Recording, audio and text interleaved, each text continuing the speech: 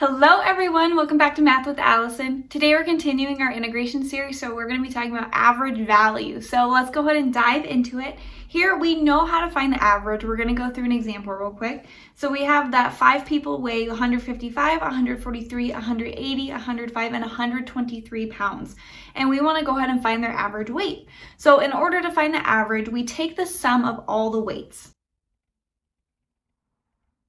And what we do is we divide it by the total amount of people, so the total amount of weights that we're taking. So in this case, we have 5 different people, right? When we do that, we get the average weight, which is equal to 141.2 pounds.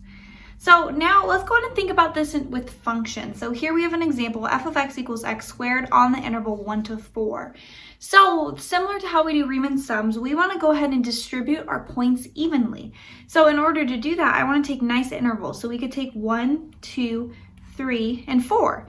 Now how we get these intervals is very similar to Riemann sums. So we do delta x, the length between all the points, is equal to the entire interval, so b minus a, divided by the amount of points we want to take. So let's say we want to go ahead and take 4 points. We take the interval 4 minus 0 and we divide it by the total number of points. So that's equal to 4 divided by 4, which is equal to 1. So that tells me the length between all the points is going to be equal to 1.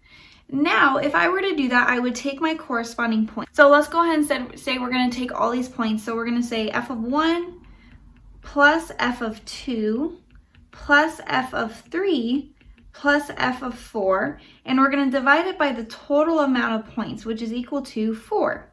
So here we can actually plug this into the function. So we get 1 squared plus 2 squared plus 3 squared plus 4 squared. All of this is still being divided by 4, and I'll go ahead and math this out. And here we get the average value of the function is 7.5. So this is not entirely accurate because we didn't take all the points of the functions. All we did was we took these 4 points right here, but that doesn't represent every single point on the function.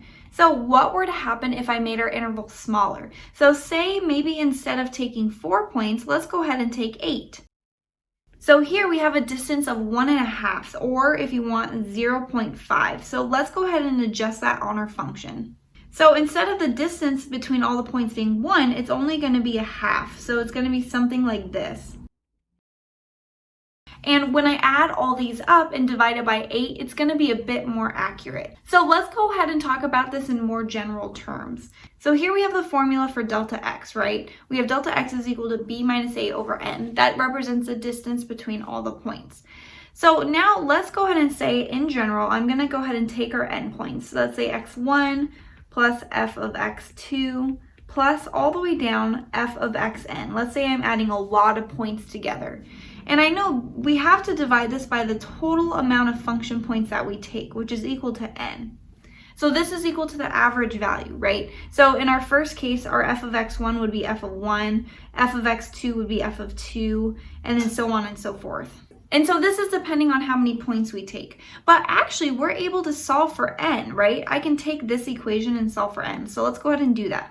I'm going to go ahead and multiply n to the other side. So we have delta x times n is equal to b minus a. In order to get n all by itself, I'm going to divide over that delta x. So I get n is equal to b minus a divided by delta x. Let's go ahead and replace that in our equation. So when we divide by a fraction, we're just going to multiply by the reciprocal. So we're going to go ahead and flip it so that delta x comes to the top and we multiply it by everything. And now we're going to go ahead and divide by b minus a. So now I'm going to go ahead and rewrite this with a summation. I'm going to pull out that 1 over b minus a, and I'm going to go ahead and multiply it by the sum, and I'm going to use k as my index. So we start with a value of 1, which we can see by our first x1, and we end with a value of n, as we can see by our last xn. And so here we're taking f of x sub k, k going from 1 to n, times delta x. So like I said earlier, in order for our average value to be super accurate, I want to take all of the function values, which means I'm going to take an infinite number of points, right? So let's go ahead and take the limit. Here I'm going to say f bar, which represents the average of the function, is equal to 1 over b minus a, as that does not change. But now I'm going to go ahead and take the limit as n goes to infinity. So the amount of points that we're taking, where we want to take an infinite amount, right, in order to be super accurate. And then I hope this is familiar right here. It's okay if it's not. But this right here is the definition of an integral. And so this represents the integral of f of x. And I'll go ahead and rewrite that. So here we have delta x turns into dx. It represents the tiny little lengths of all the areas. And here we have f of xk, and in this case that turns into f of x. Here we have the summation, which turns into the integral, and we have our interval starting at k equals 1 all the way up to n, which represents all of the points in between a and b, which is why we start at a and we end at b. And then this right here, that b minus a, did not change at all. So here we get the formula for the average value. Let's go ahead and take a look at it. We have the average value of an integrable function f on the interval a to b is f bar, which just represents the average value of f, is equal to 1 over b minus a times the integral of a to b f of x dx. So let's go ahead and see this in action. We have an application. A hiking trail has an elevation given by f of x equals 60x cubed minus 650x squared plus 1200x plus 4050. So here we have f is measured in feet above the sea level, and x represents the horizontal distance along the trail in miles, where x starts at 0 miles and we end at 5 miles. What is the average elevation of the trail? So let's go ahead and do this. We have our function given to us right here in the graph, and we want to go ahead and use our new formula. So here we would get the average value of our trail is given by 1 over b minus a, so that's going to be the endpoints. In our case, that's going to be 5 minus 0, and we're going to go ahead and take the integral between 5 and 0 of our entire function. So let's go ahead and simplify this out. We get 1/5, and now we want to go ahead and take the antiderivative. So I add 1 to the exponent and I divide by that new exponent. Don't forget that the scalar multiple just hangs out. It's just along for the ride, so it doesn't make much of a difference. Add 1 to the exponent, divide by that new exponent, and then here we have a scalar and we're just going to add on that x value. And then all of this is from 0 to 5.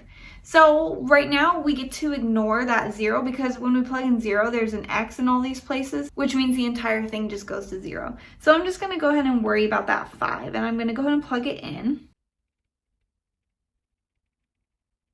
Here I went ahead and plugged it into my calculator, so I get 3,958.33 feet is going to be the average elevation. So if we look at our graph, that looks like it's going to occur right around 4,000 feet, which is going to be right here. And here we get the average elevation. So let's go ahead and see some other examples. Here we want to find the average value of f of x equals x cubed on the interval -1 to 1. We get f bar is equal to 1 over, we take our b minus our a, and then the integral from -1 to 1 of our function. So this actually brings us back to our previous video. This is an odd function. So when I say odd function, that means when I plug in negative x cubed, I end up getting negative x cubed. In other words, f of negative x is equal to negative f of x. So because our function is odd, that means the integral from -1 to 1 is going to be equal to 0. So this whole thing goes to 0, and anything multiplied by 0 is 0. And so that means our average value is going to be 0. If you're interested in more, make sure to check out my previous video. But basically what it means is that these two little areas right here, here and here, they cancel each other out, right? Because this one's negative, this one's positive.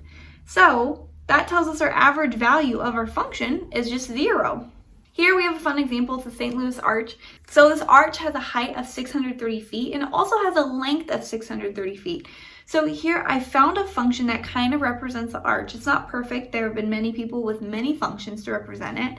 Here we want to go ahead and find the average height of this arch. So let's go ahead and set this up. We are going to go ahead and find f bar. Let's go ahead and plug in our endpoints. So I know this right endpoint is going to be 630. So 630 minus the left endpoint, which is equal to 0. And now we're integrating between 0 and 630 of our function. So if you notice already, these 630s are going to go ahead and cancel out. So we're just worried about that sign. So let's go ahead and take the antiderivative of this. So sine becomes negative cosine at the inside, so 0.005x. But we're going to go ahead and divide by the derivative of the inside, which is 0.005. And we are evaluating this between 0 and 630. So let's go ahead and plug in those values. Here we get negative cosine. So using a calculator, we end up getting 399.993 feet, which I'm just going to go ahead and round up to about 400. And so the average height of this arch is around 400 feet. So next we're going to go ahead and do 1 over x on the interval 1 to e. So here let's go ahead and set up our function. So we get 1 over e minus 1. We're integrating between 1 and e of our function. So we have that this doesn't really simplify, so it remains the same, but we can go ahead and take the antiderivative of 1 over x, and that's equal to the natural log of x between 1 and e. So let's go ahead and plug in upper minus lower. It's good to remember what the natural log values are. These are good to have in your back pocket. Natural log of e is equal to 1, and the natural log of 1 is equal to 0. So here we just end up with 1 over e minus 1, and that right there is our average value. And that's going to be somewhere in there. I kind of just made up where that value is, but we get the idea. So that's all I have for us today. If you enjoyed this video, I have many more like it, so make sure to check out my playlist. They're linked down below. Otherwise, please leave this video a thumbs up and comment other problems or topics you'd like to see done. Thanks for watching.